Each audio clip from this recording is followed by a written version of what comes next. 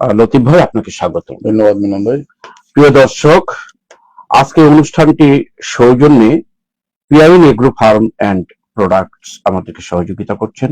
সিলেটের গোয়েনঘাটের Rotarian M A রহিমের প্রতিষ্ঠিত এই প্রতিষ্ঠানটি কৃষি, খামার, মৎস্য উৎপাদন সহ বিভিন্ন দ্রব্যাদি নিয়েই তাদের প্রতিষ্ঠানটি এগিয়ে যাচ্ছে। এখানে বেকারত্ব দূরীকরণের একটি কাজ চলছে বলে আমরা জেনেছি। তাদের প্রতি কৃতজ্ঞতা জানিয়ে আজকের অনুষ্ঠান শুরু করছি। প্রতিদিনের ন্যায় আজকেও আমাদের পরিকল্পনায় আছেন শেখ নুরুল ইসলাম। প্রিয় দর্শক, আজকে স্টুডিওতে আমাদের পত্রিকার কিছু অভাব দেখা দিয়েছে, অর্থাৎ আজকে পত্রিকা কম বৃষ্টি হচ্ছে। আজকে জাতীয় পত্রিকা একটি এবং স্থানীয় পত্রিকা একটি, অর্থাৎ দুটি পত্রিকার একটি এসছে আমাদের স্থানীয় পত্রিকা। পত্রিকা পড়ার আগে আজকে বৃষ্টি দিয়ে একটা কথা শুরু করে দিই। গুরু গুরু ডাকে দেয়া, ফুটেছে কদম কেয়া, ময়ূর পেখম মিলে সুখে তান ঝরছে, বর্ষার ঝরঝর সারাদিন ঝরছে। পত্রিকা না আসার পিছনে এটাও একটা যুক্তি। পত্রিকা পড়ার আগে একটা কবিতা পড়লাম। এটা পড়ার কোনো অংশ না অবশ্য। হাতে নিচ্ছি যুগান্তর। যুগান্তর পড়ার আগে আজকের দিন তারিখটি জানিয়ে দিচ্ছি। আজ বৃহস্পতিবার 18 জুন 2026, 4 আষাঢ় 1433, 2রা মহররম 1447 হিজরি। প্রথমেই আমি যুগান্তর থেকে যে খবরটি পড়ে শোনাচ্ছি। নীরব মহামারী, অনলাইন জুয়া পর্ব 1, নেপথ্যে দেশি বিদেশি চক্র, অশ্বিনী সংকেত দেশের জন্য। অনলাইন জুয়ার ফাঁদ, একটু খবরের কিছু দিক তুলে ধরা হয়েছে এখানে। রাতারাতি বড়লোক হওয়ার লোভে নিঃস্ব তরুণরা, বাড়ছে চুরি, ছিনতাই, খুন সহ নানা অপরাধ। মূল জায়গায় হাত না দিলে বন্ধ করা সম্ভব নয়, সিআইডি প্রধান। চীন, নাইজেরিয়ার নাগরিক সহ আন্তর্জাতিক চক্র কমিশনে কাজ করে দেশীয় এজেন্টরা। অনেকগুলো তথ্য এখানে তুলে ধরা হয়েছে। তথ্য যখন আসছে এটার একটা প্রতিকার হবে ইনশাআল্লাহ। সারা পৃথিবী এখন কাঁপছে ফুটবলের জ্বরে। ফুটবলের খবর, হ্যাটট্রিকে শুরু মেসির শেষ নৃত্য। প্রথম ম্যাচেই হ্যাটট্রিক করলেন মেসি। Messi is Messi.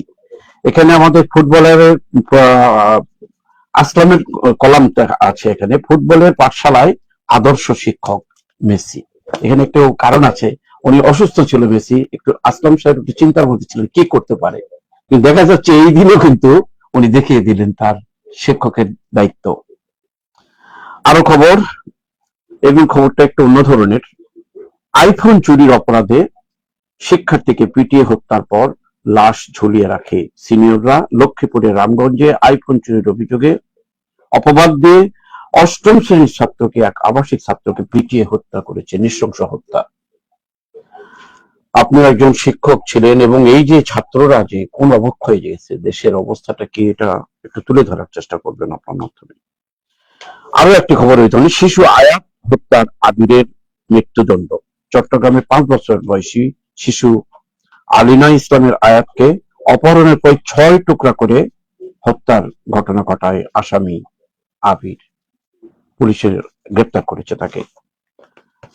অন্য খবর আবার, খসড়া চার্জশিট অ্যাটর্নি জেনারেলের কার্যালয়ে রিজার্ভ চুরির অভিযোগপত্রে 64 ব্যক্তি প্রতিষ্ঠান। অনেক গোমর আছে এখানে, ফাঁস হয়ে আসছে। শেষ পৃষ্ঠায় আসি। মৌলভীবাজার, সিলেটের মৌলভীবাজারের শ্রীমঙ্গলে প্রধানমন্ত্রী উন্নয়ন অব্যাহত রাখার ষড়যন্ত্র রুখতে হবে, মাহবুবুর রহমান রিপনের প্রতিবেদন। প্রধানমন্ত্রী তারেক জিয়া দেশের চলমান উন্নয়নের ধারা অব্যাহত রাখতে, সাধারণ মানুষের মৌলিক গণতান্ত্রিক অধিকার নিশ্চিত করতে সব ধরনের আভ্যন্তরীণ আন্তর্জাতিক ষড়যন্ত্রকে জনগণে সজাগ থাকার জন্য আহ্বান জানিয়েছিলেন। ইন্টারপোলের ওয়ারেন্ট লিস্টে 60 জন বাংলাদেশি। আবারও হত্যার খবর, শিশু ধর্ষণ, হত্যা ও মব সহিংসতা সংকটের গভীরে যে বাস্তবতা, এখানে একটা অ্যানালাইসিস নিয়ে একটু করা হয়েছে। এই সবগুলোকে নিয়েই, শিশু ধর্ষণ, হত্যা এবং মব।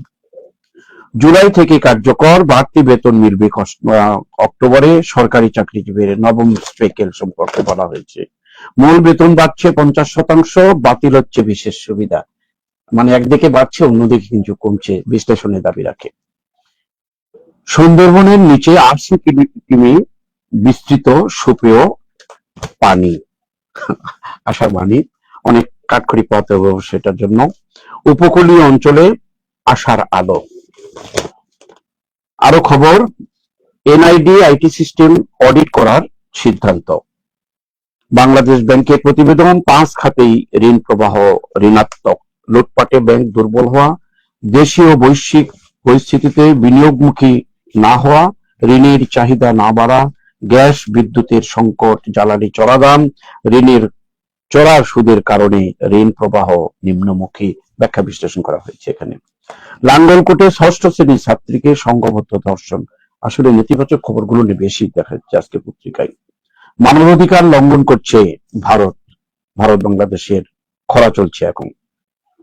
যুক্তরাষ্ট্র ইরানের চুক্তির খসড়া প্রকাশ, 14 দফায় বাড়ছে হরমুজ চালু, লেবাননে যুদ্ধ বন্ধ। আর একটি খবর পড়ে আসবো আপনার অতিথির কাছে বিশ্লেষণ শোনার জন্য। শূন্য রেখায় 2 শিশু সহ 9 জনের মানবতর জীবন পুষিন এর যেটা, এটা কিন্তু প্রায় এই ঘটনাগুলো এসছে।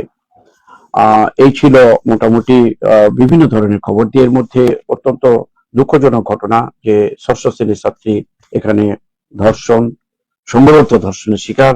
এখানে 8ম শ্রেণীর ছাত্র আইফোন চুরি হওয়ার অভিযোগ করে তার সহপাঠীরা হত্যা করেছে।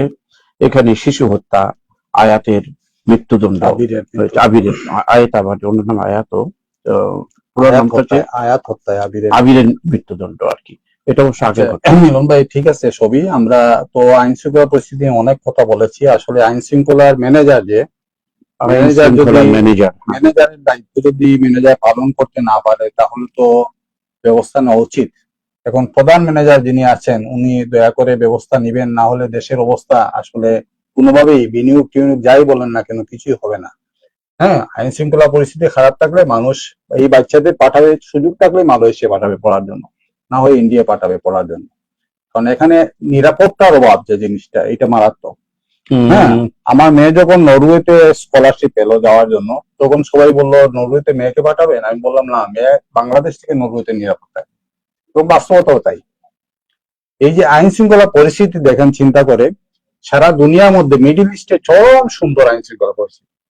হ্যাঁ, কোনো অকারেন্স ঘটে না, কারণ বিচার বিভাগ, পুলিশ, প্রশাসন সব সময় শক্তিশালী। এই বিচারের সংস্কৃতি যদি চালু না হয় তাহলে কখনো আইন শৃঙ্খলা পরিস্থিতি ভালো হবে না। এখন আমাদের যে বিচারের সিস্টেম, এই সিস্টেমে একটা লোককে শাস্তি দেওয়া হলো লোয়ার কোর্টে, তারপর জজ কোর্টে যাবে, তারপর হাইকোর্টে যাবে, তারপর সুপ্রিম কোর্টে যাবে, তারপর আপিল বিভাগে যাবে, তারপর প্রেসিডেন্টের মার্সিতে যাবে। এরকম করতে করতে 14-15 বছর 16 বছর কেটে যায়। তো এই যে মৃত্যুদণ্ড দিল, মৃত্যুদণ্ড কার্যকর হতে 14 বছর লাগবে। হ্যাঁ, এই যে বিষয়টা, এই বিষয়টাকে যদি আপনি একীভূত করেন, যেমন মনে করেন মেডিকেলে একটা রুগী যদি সমস্যায় পড়ে তাহলে বোর্ড করা হয়, বোর্ড করে এক টেবিল থেকে সিদ্ধান্ত দেওয়া হয়।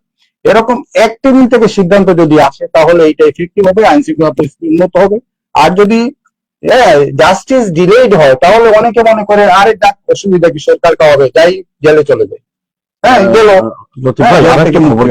অত্যন্ত আশঙ্কা। আর বড় যে খবরটা, হ্যাঁ, এইটা আমি অনেকদিন থেকে দেখতেছি, প্রচুর জুয়া এবং অফার করে। আপনি ইউটিউবে ঢুকা যায় না, ওরা অফার করে এই জুয়াতে পার্টিসিপেট করার জন্য। যুব সমাজ বিষয়টা হচ্ছে, এই বিষয়টাকে কিন্তু আপনি টেকনিক্যালি করতে পারবেন না, রিমুভ করতে পারবেন না, আবার আইন শৃঙ্খলা দিয়েও সামলাতে পারবেন না।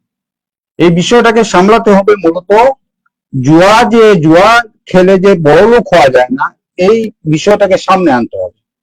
হ্যাঁ, টি কিওসাকি অনেকগুলো বই লিখেছেন, রিচ ড্যাড পুয়ার ড্যাড এর লেখক। উনি তার বইগুলাতে দেখিয়েছেন জুয়া খেলে কেউ কখনো বড় লোক হতে পারে না। জুয়াতে অনেক টাকা পাইছে কিন্তু 1 বছর 2 বছরের মাথায় ফকির হয়ে গেছে। হ্যাঁ, এই বিষয়গুলা মানুষের সামনে ভালো করে প্রেজেন্ট করতে হবে যে এই জুয়া খেলা থেকে বিরত থাকা।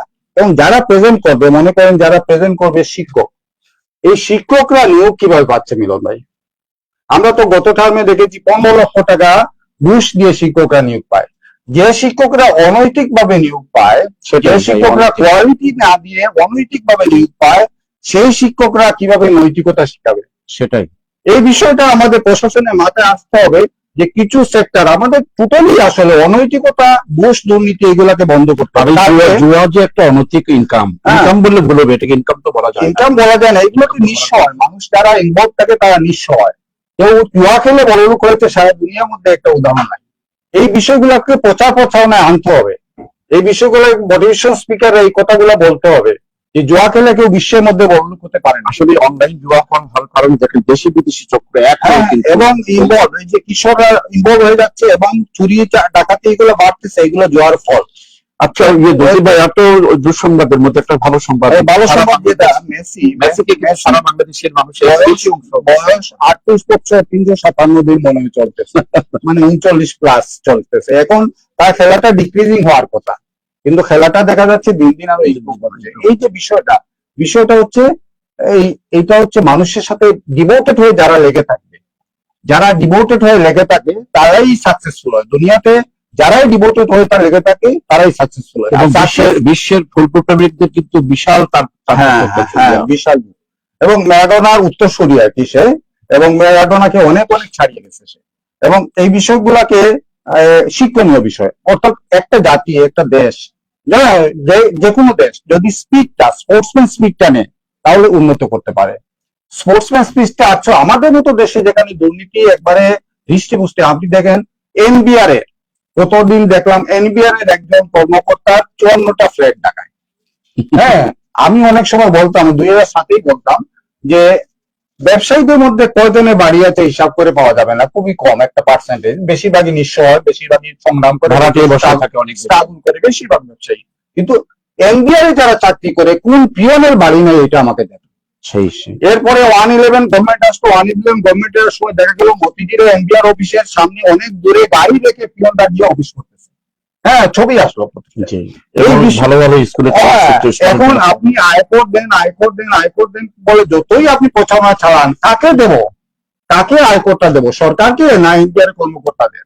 আর সরকারকে দিলে এই টাকাটা কি ইউজ হবে? এই বিষয়গুলো আমাদের চিন্তা করতে হবে। আমরা মেসিকে এই প্রথম খেলায় হ্যাটট্রিক করার জন্য বাংলাদেশে অভিনন্দন। মেসি আরো মেসি তৈরি হোক, সেটাই আমরা চাই। এরপরে আরেকটা বিষয়, 50% বেতন বাড়ছে, অন্য সুবিধা কমিয়ে দিয়ে বেতন বাড়ছে ঠিক আছে, কিন্তু এই যে সমস্যাটা তৈরি হচ্ছে, বেতন বাড়াচ্ছেন আপনারা, সরকারি কর্মচারীদের বেতন বাড়ছে, সরকারি কর্মচারীর সংখ্যায় কত? হ্যাঁ, এই দেশের জনসংখ্যার কত পার্সেন্ট মানুষ? এই যে বেসরকারি কর্মচারী, প্রত্যেকটা দোকানে 1 জন 2 জন 5 জন 10 জন 20 জন করে কর্মচারী আছে, প্রত্যেক বেসরকারি প্রতিষ্ঠানে হাজার হাজার কর্মচারী আছে। এদের বিষয়টা কে দেখবে? একই বাজার থেকে তো মাছ কিনবে, একই বাজার থেকে তরকারি কিনবে। এই বিষয়গুলো যদি সরকার এগুলো প্ল্যান করে না আগায়, তাহলে আপনি বেতন বাড়াবেন, সমস্যা তৈরি হবে, কষ্ট বাড়বে, মানুষ সুইসাইড করবে। এই বিষয়গুলোকে আপনারা দয়া করে চিন্তা করে কাজ করবেন। হ্যাঁ, চিন্তা করেই কাজ করা উচিত। ওই যে আমি ওই যে আবার আলোচনা করেছেন, তারপর বাঙ্গলকোটের 6ষ্ঠ চিকিৎসা। হ্যাঁ, এইগুলা সংগত দর্শন। আপনি আইনের শাসন না হলে হবে না তো, একদম ডেডিকেটেড স্বরাষ্ট্রমন্ত্রী দরকার। ডেডিকেটেড স্বরাষ্ট্রমন্ত্রী বলতে যিনি স্বরাষ্ট্র মন্ত্রণালয় নিয়ে কাজ করেন, ওনার সংবিধানের দ্বারা মুখস্থ করার দরকার নাই, সংবিধানের দ্বারা মুখস্থ করার জন্য অন্য লোককে দেন এবং ডেডিকেটেড লোককে দিয়ে কাজ করান, আলটিমেটলি রেজাল্ট আসবে। আমরা ভালো ভালো স্বরাষ্ট্রমন্ত্রী দেখেছি, আমরা এই দেশে ভালো ভালো স্বরাষ্ট্রমন্ত্রী দেখেছি আমরা। আর একটা সুসংবাদ বাংলাদেশের জন্য, সুন্দরবনের নিচে 80 কিমি বিস্তৃত সুপেয় পানি আল্লাহ তাআলা যে সব ব্যবস্থা দিয়েছে, এই যে কোরআন শরীফে সূরা আল ইমরানে বলা হয়েছে কিয়ামান ওয়া কুদান ওয়া আলা জুনুবিহিম ওয়া ইয়াতাফাক্কারুনা ফি খালকিস সামাওয়াতি ওয়াল আরদ। দুনিয়া এবং আখিরাত নিয়ে যারা চিন্তা করে, এই চিন্তাশীল লোকরাই এইগুলা পায়, খুঁজে পায়। আল্লাহ সব ব্যবস্থা করে রাখেছেন। 6 দিন মনে হয় লেগেছিল দুনিয়া তৈরি করতে, না 4 দিন। হ্যাঁ, এই 4 দিনে যে বা 6 দিনে দুনিয়া তৈরি করেছেন, একবারে প্রত্যেকটা জিনিসকে সুন্দর করে সাজিয়ে দিয়েছেন। আমরা করছি না, সেজন্য আমরা পাচ্ছি না। আমি একটা বিষয় নিয়ে কথা বলবো, সেটা হচ্ছে 5 খাতে ঋণ প্রবাহ ঋণাত্মক। কেন ঋণাত্মক হবে? আপনি দেখেন এখানে কিছু ব্যাখ্যা দিয়েছে।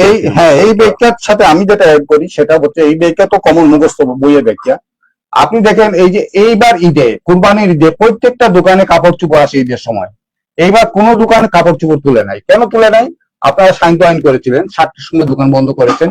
মানুষ মানে দোকান খোলার আগেই বন্ধের ঘোষণা আছে। ঈদের কয়েকদিন আগে অবশ্য রাত ওপেন করা হয়, কিন্তু মানুষ তুলে নাই, কাপড় চোপড় তুলে নাই। মানুষ ভাবছে যে এটা হবে না। হ্যাঁ, এই যে বিষয়টা, আপনি অর্থনৈতিক ক্ষেত্রে যদি আপনার দেখা যায় কাজ করতে না পারে মানুষ, তাহলে কেন ঋণ নেবে? ঋণ নিয়ে কেন বোঝা মানে নিজের বা কাজে নেবে? এই বিষয়টা আপনাকে চিন্তা করতে হবে। দেশে কত সমস্যা দেখেন, বিদ্যুতের সমস্যা, সারাদিন বিদ্যুৎ থাকে না। আপনি এমন কোন দেশ আছে দুনিয়ার মধ্যে, এমন কোন দেশ, নেপাল, ভুটান, আমি কয়েকবার এই তো 2024-এ ছিলাম চেন্নাই, হ্যাঁ, একটা সেকেন্ডের জন্য বিদ্যুৎ যায় না, অথচ আমাদের দেশে বিদ্যুৎ পাই না আমরা। হ্যাঁ, এই বিদ্যুৎ সমস্যা কি সমাধানে অযোগ্য? এই যে বাজেট হলো, এই বাজেটে মাননীয় প্রধানমন্ত্রী যদি চিন্তা করতেন যে আমার কিছুর দরকার নেই, আমি বিদ্যুৎটার সমস্যার সমাধান করি, তাহলেই উনি টিকে থাকতেন সারা বিশ্বের মধ্যে, বাংলাদেশের মানুষের মধ্যে যুগ যুগ ধরে টিকে থাকতেন। এক্সাম্পল হতো আর কি। ভাই একটা দেখেন, ওই যে একজন মন্ত্রীকে বলা হয় পাকিস্তান আমলে, একজন মন্ত্রী হামিদুল ইসলাম নাকি জানি, ওনাকে বলা হয় মশা মন্ত্রী। উনি মশা নিধন করে, ওই যে পাকিস্তান আমলে মশা নিধন করতে পেরেছিলেন, তার ইতিহাসটা টেনে আনছে মানুষ, যে উনি মশা নিধন করতে পেরেছেন। মাননীয় প্রধানমন্ত্রী যদি এই কাজটা করতেন, এই যে 10 তলা 20 তলা মিনার বানিয়ে এই করে সেই করে, কাঠ বেঁধিয়ে এই দিয়ে সেই দিয়ে, এইগুলো দিয়ে মানুষের কোনো উন্নতি হবে না।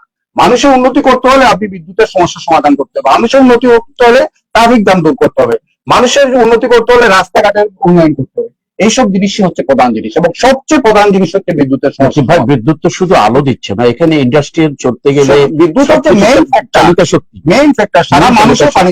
মিলন ভাই, আপনি ওই যে গোপী গায়ন বাঘাবাইন ট্রিলজি হয়েছিল, হ্যাঁ, এই ট্রিলজিটা দেখেছেন নিশ্চয়ই, যে গোপী গায়ন বাঘাবাইন তারা একটা বর পেয়েছিল, এই বরে গান যখন শুরু করতো সবাই চুপ থাকতো, এবং এর ফাঁকে তারা হীরক চুরি করতো, এই চুরি করতো, সে পরে হীরক রাজার দেশে বিপ্লবটা করে ফেললো তারা গান গেয়ে।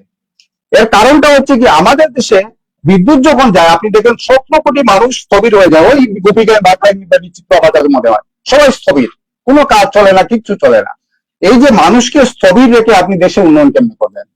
দেখ, একটা ঋণাত্মক নিয়ে সুন্দর একটা বিপ্লবটা, এইটা ঋণাত্মক ধনাত্মক করতে হলে আপনাদের বিদ্যুৎ সমস্যার সমাধান করতে হবে, আইন শৃঙ্খলা পরিস্থিতি উন্নতি করতে হবে, এইগুলা ছাড়া আমরা জাতীয় পত্রিকা শেষ করি, সময় আমাদেরকে দিচ্ছি না। প্রিয় দর্শক, জাতীয় পত্রিকায় যে খবরগুলো আসছে, ভালো ভালো খবরগুলো নিয়ে, অর্থাৎ গুরুত্বপূর্ণ খবর নিয়ে আলোচনা করলেন আজকের অতিথি। হাতে নিচ্ছি এখন স্থানীয় দৈনিক সিলেটের ডাক। সিলেটের ডাকে প্রথম খবরটি, যেটা প্রধানমন্ত্রীর খবর দিয়ে শুরু করি। মৌলভীবাজারে প্রধানমন্ত্রী তারেক রহমান, যারা সরকারকে সময় দেওয়া যাবে না বলেছে তাদের বিষয়ে সতর্ক থাকুন। সাইফুর রহমানের এই অঞ্চলে এক যুগের বেশি সময় উন্নয়ন হয়নি, এখন উন্নয়ন হবে বলে আশ্বস্ত করেছেন। দেশের প্রধান রুটে বৈদ্যুতিক ট্রেন চালুর ঘোষণা প্রধানমন্ত্রীর। আদালতে হাজির দিতে এসে আসামির মৃত্যু। পৌঁছিন ইস্যুতে সরকার পরিস্থিতি পর্যবেক্ষণ করছে আইনমন্ত্রী। সিলেটে বিমানবন্দরে সংসদ সদস্যদের প্রধানমন্ত্রী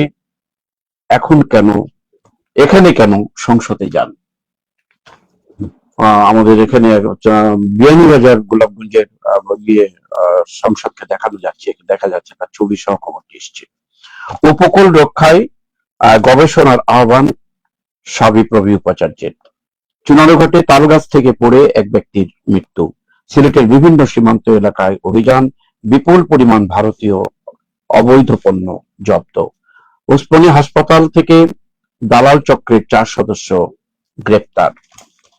হাসপাতাল নির্মাণে ইরানকে প্রস্তাব বিরোধী দলীয় নেতার। আসলে এটা কিন্তু জাতীয় পত্রিকা আসা ছিল, কথাটা আসছে সিলেটের স্থানীয় দৈনিকে, যে বাংলাদেশ বিশ্বমানের হাসপাতাল চালু করতে ইরানকে প্রস্তাব দিয়েছেন বিরোধী দলীয় নেতা ডক্টর শফিকুর রহমান। সংসদে কালকে আমরা শুনেছি, এবং স্পিকারও খুব প্রশংসা করেছেন এই বক্তব্যটি। বিএনপির জেবা মিনার পাশে দাঁড়ালেন জামাতের মার্দিয়া মমতাজ। এটা জাতীয় সংসদে এটা নিয়ে তুল কালাম হয়েছে অবশ্য। দেখা যাক পরিস্থিতি এটা কি আসে। পরবর্তী পৃষ্ঠার খবর পড়ে আমরা পর্তুগালের একটা খবরটা আমরা চমক জাগিয়ে পর্তুগালকে রুখে দিল DR কঙ্গো। খেলার খবর, 2 দিনই কিন্তু অন্য ধরনের খবর এসছে খেলাতে।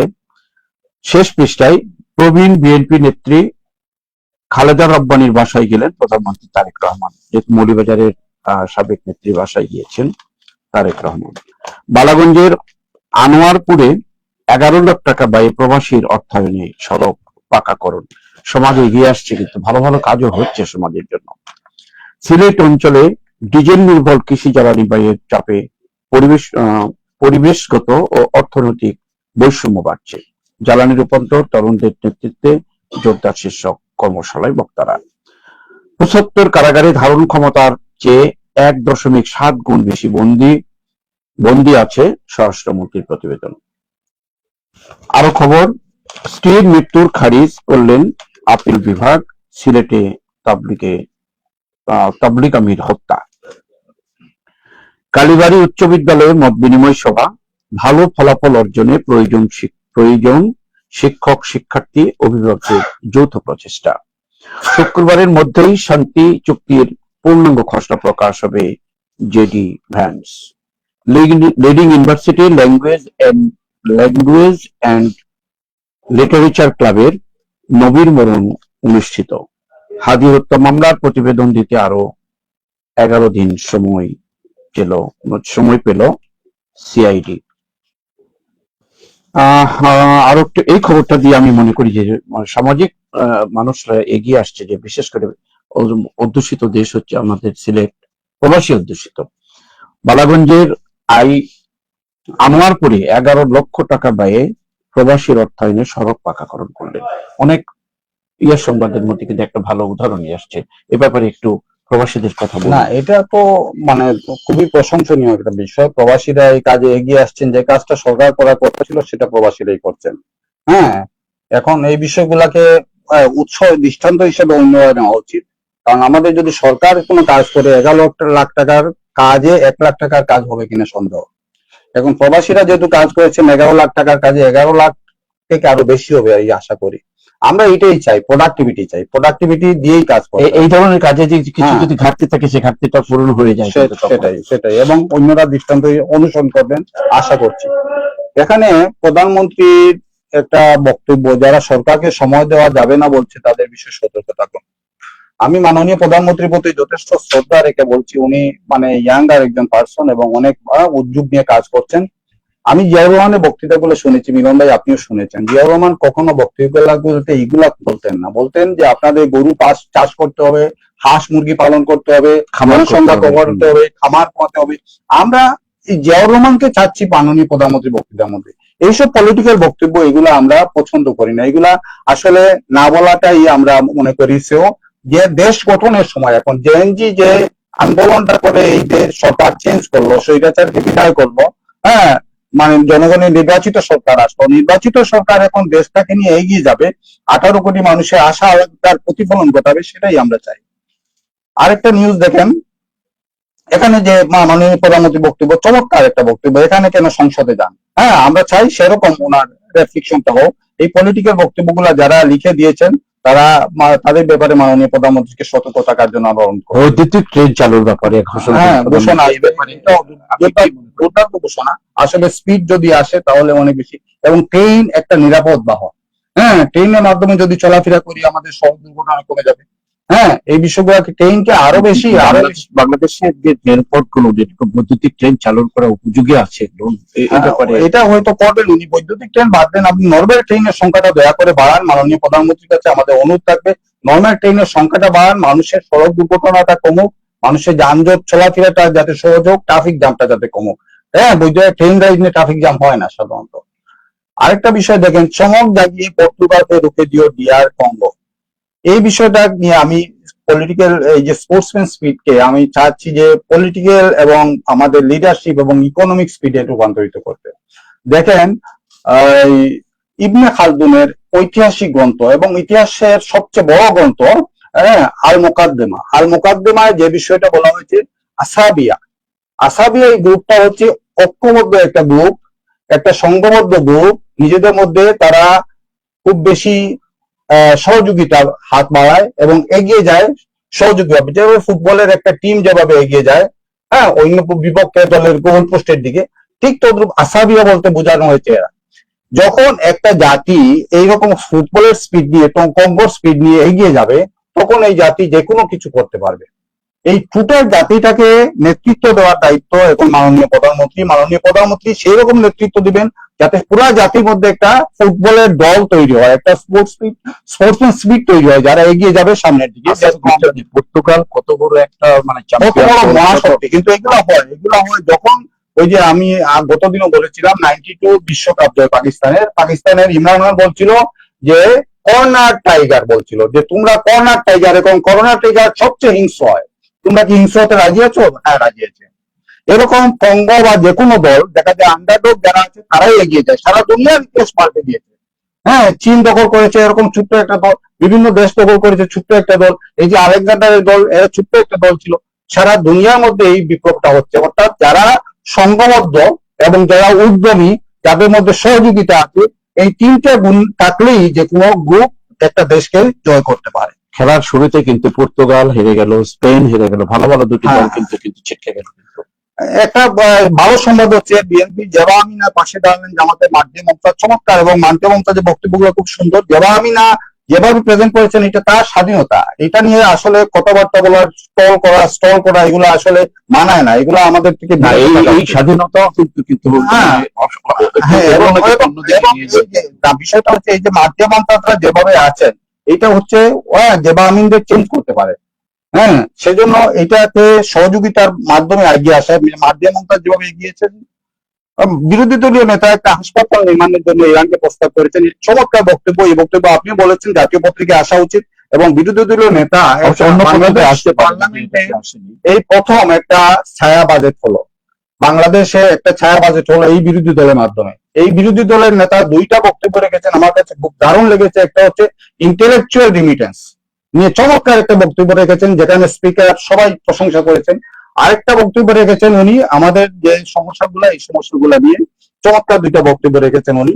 এবং এই যে স্পিকটাকে আমাদের কাজে লাগাতে হবে, এই যে সরকার দল বিরোধী দলের মধ্যে গঠনমূলক স্পিক, এই স্পিকটাকে কাজে লাগাতে যাবে না।